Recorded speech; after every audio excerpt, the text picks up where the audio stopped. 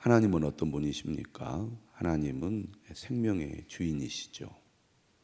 하나님께서 생명을 창조하셨고 또 생명의 주인이 되셔서 생명을 다스리십니다. 그 누구도 다른 사람의 생명을 좌우할 수 없다고 하나님은 말씀하시죠.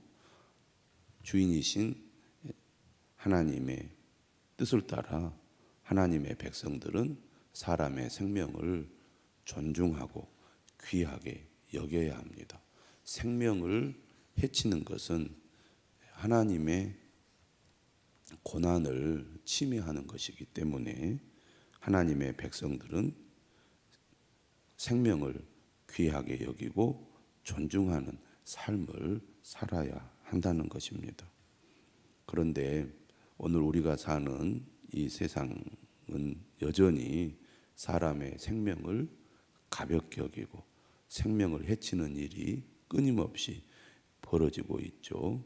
인간의 죄악된 본성이 결국 사람을 살인하는 데까지 이르게 하는 것을 보게 됩니다. 우리가 은혜를 받고 또 믿음으로 나아간다는 것은 곧 하나님의 뜻을 따라 사람의 생명을 귀하게 여기고 존중하는 삶을 살아간다는 것을 의미합니다. 그런 의미에서 내 생명이 귀한 것처럼 다른 사람의 생명도 귀하게 여기는 것은 매우 중요하다고 하겠습니다.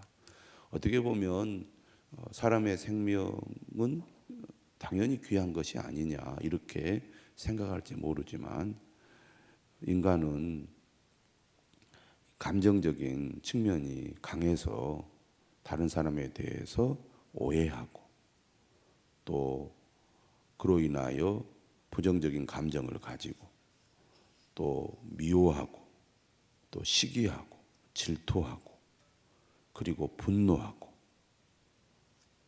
그리고 악감정을 쏟아냈고 그리고 그것이 심해지면 갈등을 일으키고 또 다투고 또 심하게 싸워서 결국에는 살인에까지 이르는 일들이 우리 사회에서 인간 간의 관계에서 흔히 자주 일어납니다. 믿는 사람들도 마찬가지죠. 넓은 의미에서 이 모든 행동들은 다 살인의 범주에 들어간다고 볼 수 있습니다. 살인을 일으킬 수 있는 원인이 된다는 얘기죠. 그러므로 하나님의 은혜를 받은 사람들은 하나님의 뜻을 따라 생명의 주인이신 하나님의 명령을 지켜야 할 것입니다. 생명을 귀하게 여기고 존중하는 삶을 살아야 한다는 것입니다. 특별히 오늘 말씀을 보면 우발적 살인에 관한 규례가 나옵니다. 다시 말하면 다른 사람들을 고의로 죽인 자는 하나님의 명령을 어긴 자로서 주인이신 하나님의 생명을 해치는 자로서 그도 반드시 하나님의 뜻을 따라 처벌을 해야 된다고 어제 말씀하셨는데 오늘 본문은 살인을 한 사람이라 할지라도 그를 함부로 죽여서는 안 된다. 다시 말하면 그 역시 생명을 존중받을 자격이 있다. 이렇게 말씀하고 있습니다. 다시 말하면 잘 알지 못하면서 함부로 그 사람의 잘못을 단정하는 판결을 내려서는 안 된다는 것입니다. 오늘 22절 이렇게 얘기하죠. 악의가 없이 우연히 사람을 밀치거나 기회를 엿봄이 없이 무엇을 던지거나 보지 못하고 사람을 죽일 만한 돌을 던져서 죽였을 때는 악의가 없고 해하려 한 것도 아닌즉 회중이 친자와 피를 보복하는 자 간에 이 규례대로 판결하여 피를 보복하는 자의 손에서 살인자를 건져내어 그가 피하였던 도피성으로 돌려보낼 것이요. 우연히 실수로 사람을 죽였을 때에는 그 사람을 사형에 처해서는 안 된다는 것입니다. 비록 그가 사람을 죽이는 잘못을 저질렀지만 그도 똑같이 사형에 처해서는 안 된다는 거죠. 왜냐하면 그 동기나 과정이 악의가 없기 때문이라는 것입니다. 사람을 죽였으면 그도 똑같이 그 잘못에 대한 대가를 치러야 된다. 그게 기본적인 원칙 아닙니까? 그런데 나타난 결과만 보고 그를 처벌하는 것은 하나님의 뜻이 아니라는 거죠. 왜?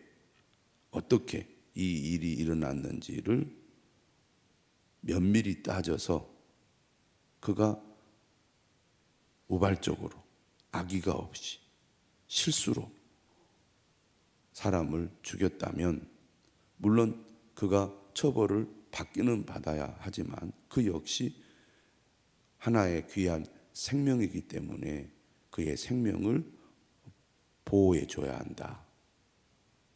이렇게 하나님께서는 말씀하고 있는 겁니다. 그래서 억울한 죽음을 당하지 않도록 도피성 제도를 마련해서 도피성으로 피할 수 있게 하셨습니다. 또 언제까지 그 도피성에 그가 머무르도록 하십니까? 25절 하반절에 보니까 그는 거룩한 기름 부음을 받은 대제사장이 죽기까지 거기 거주할 것이니라. 실수로 사람을 죽였지만 그 역시 잘못한 거잖아요. 그 잘못한 것에 대한 대가는 치르도록 한 겁니다. 뿐만 아니라 죽임을 당한 가족이나 친척들이 그를 살해할 수 있기 때문에 그 살인자를 보호하기 위한 또 하나님의 조치라고 할 수 있겠습니다. 그래서 억울한 죽음을 당하지 않도록 또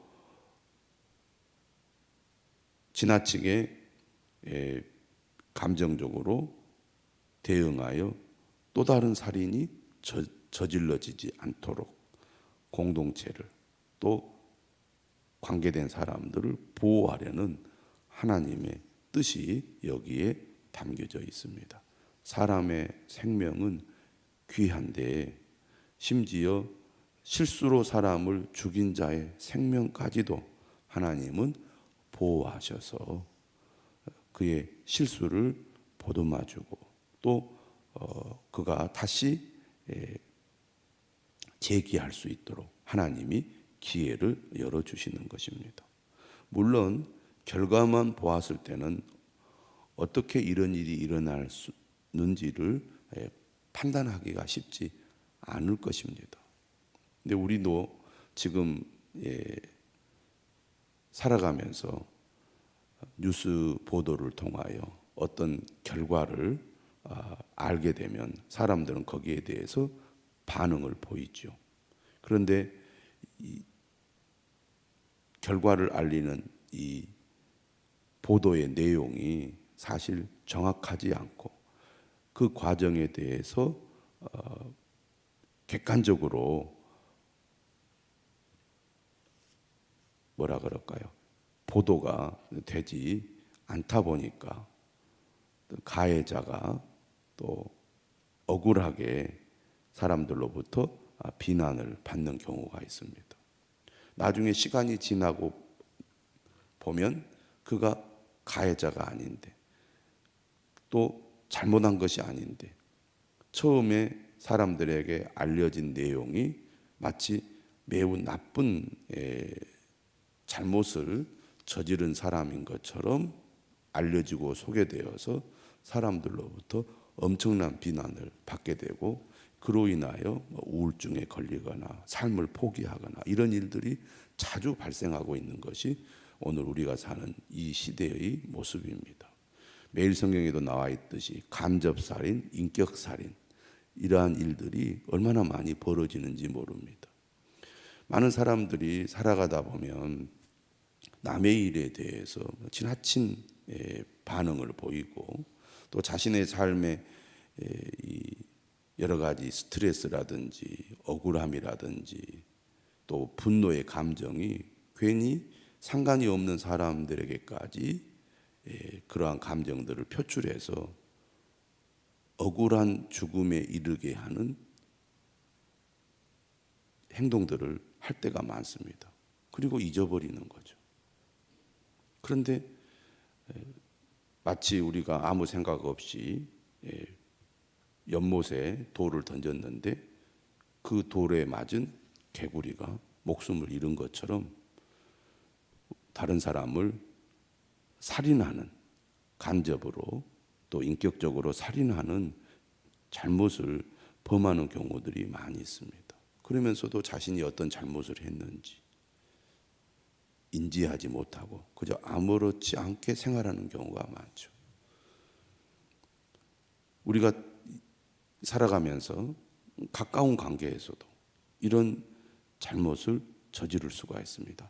함부로 판단하고 단정하는 잘못, 그래서 함부로 말하는 그런 행동을 할 때가 있지요.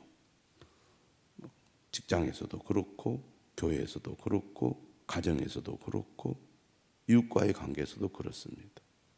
그런데 우리의 말이나 또 우리의 어떤 행동이 결국 다른 사람들의 인격과 생명을 존중하지 않고 그것을 무시하거나 짓밟거나 심지어 그를 죽음으로 내모는 말과 행동이 될 수 있다는 것을 생각해 보면 우리가 함부로 판단하거나 함부로 단정짓거나 함부로 비난을 해서는 안 된다는 것을 오늘 말씀을 통해서 다시 한번 우리 깊이 생각해야 될 줄로 믿습니다. 직접 다른 사람을 살해하는 살인만이 사람을 죽이는 것이 아니라 간접적으로 또 말로 또 우리가 흔히 사용하는 이런 인터넷이나 뭐 SNS나 이런 매체들을 통해서도 다른 사람의 생명을 함부로 다루는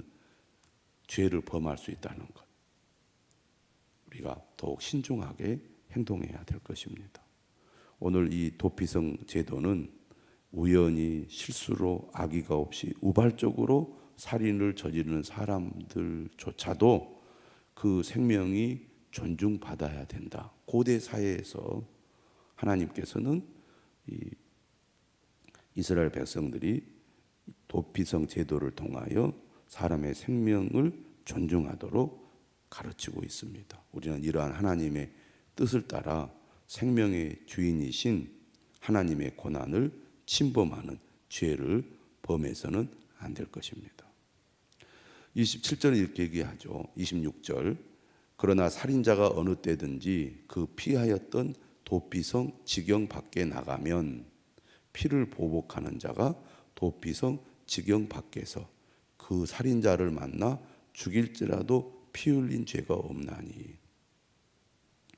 비록 그가 실수로 사람을 죽였지만 사람을 죽인 거기 때문에 도피성 안에 머물러야 한다는 것입니다.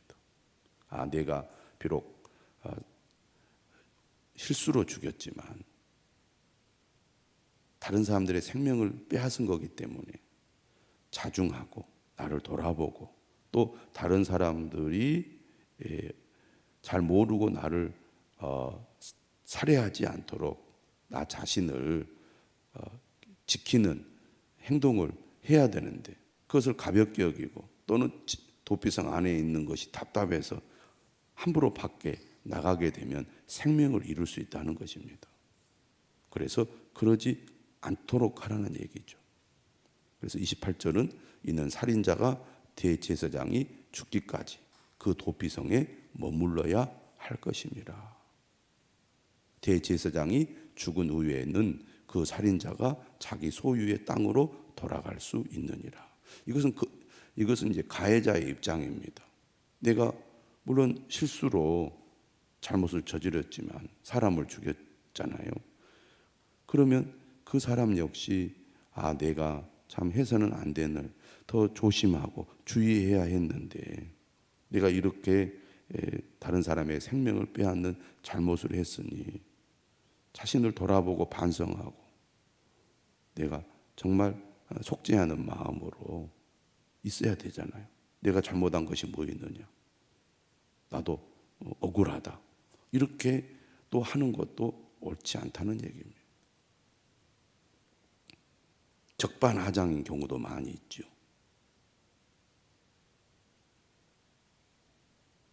그런 사람 역시 자신을 돌아보고 비록 내가 모르고 한 행동이라 할지라도 그 잘못에 대해서 반성하고 또 자신을 돌이키는 그런 기간을 가질 필요가 있습니다. 오히려 잘못한 사람이 내가 잘못한 것이 무엇이 있느냐고 따지면서 오히려 큰 소리치는 일들도 우리 사회에서는 많이 있습니다. 자신을 돌아보고 관계를 회복하기 위한 노력을 기울일 필요가 있는 거죠. 피해자는 피해자대로, 가해자는 가해자대로 자기를 돌아보고 또 공동체를 회복하는 데 하나님의 뜻을 따르는 행동을 해야 할 것입니다. 30절입니다. 사람을 죽인 모든 자, 곧 살인한 자는 증인들의 말을 따라서 죽일 것이나 한 증인의 증거만 따라서 죽이지 말 것이요.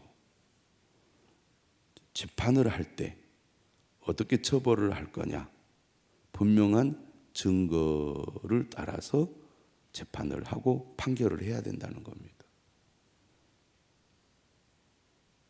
함부로 판단해서는 안 된다는 거죠. 명확한 증거를 따라서 해야 된다는 거죠. 그래서 반드시 2사람 이상의 증인이 필요하지요. 제가 처음에도 말씀드렸듯이 우리는 잘 모르고 결과만 보고 함부로 판단하고 함부로 말을 합니다. 그래서는 안 된다는 거죠. 그런데 지금도 이 시대에도 이런 일들이 많이 있습니다. 심지어는 재판 가운데에도 가장 공정해야 될 재판장에서도 이런 억울한 일들이 많이 있습니다. 이것은 결코 하나님의 뜻이 아니라는 얘기죠. 또 31절 이렇게 얘기합니다. 고의로 살인죄를 범한 살인자는 생명의 속전을 받지 말고 반드시 죽일 것이며 돈으로 무마시키는 것. 이것은 지금도 이런 일들이 많이 있습니다. 유전무죄, 무전유죄라는 말 우리가 너무나 잘 알고 있지 않습니까? 돈이 생명을 대신할 수 없는 거죠. 그런데 이처럼 뇌물을 받고 억울한 일을 당하게 만드는 일들이 많이 있습니다. 죄를 범한 자는 반드시 죄의 대가를 치르도록 해야 된다는 거죠. 그것이 생명을 존중하는 일이라는 겁니다. 32절은 또 이렇게 말합니다. 도피성에 피한 자는 대제사장이 죽기 전에는 속전을 받고 그의 땅으로 돌아가 거주하게 하지 말지니라. 실수로 죽였다 할지라도 그 잘못에 대한 대가는 치르도록 하라는 것입니다.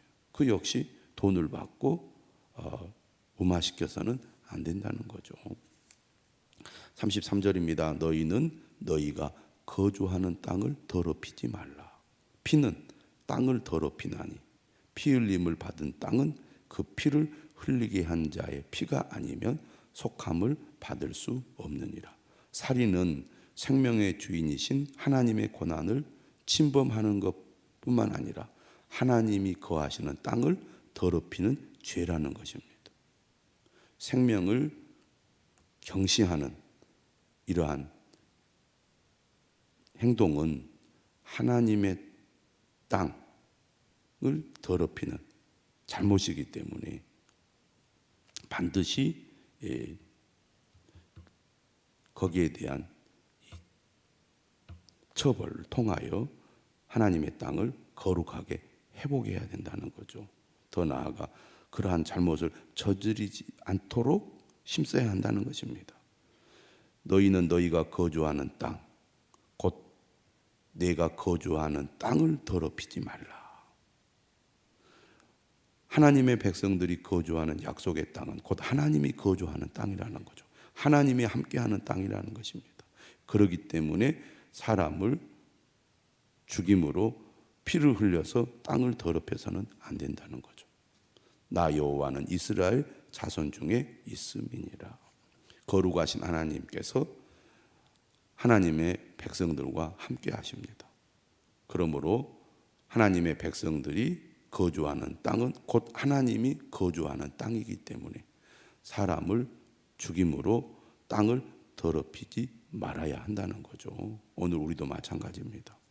이 말씀을 따라 사람의 생명을 존중하고 그 인격을 존중하는 삶을 살아야 하겠습니다. 그것이 우리 가운데 거하시는 하나님을 거룩하게 여기는 삶이라고 믿습니다.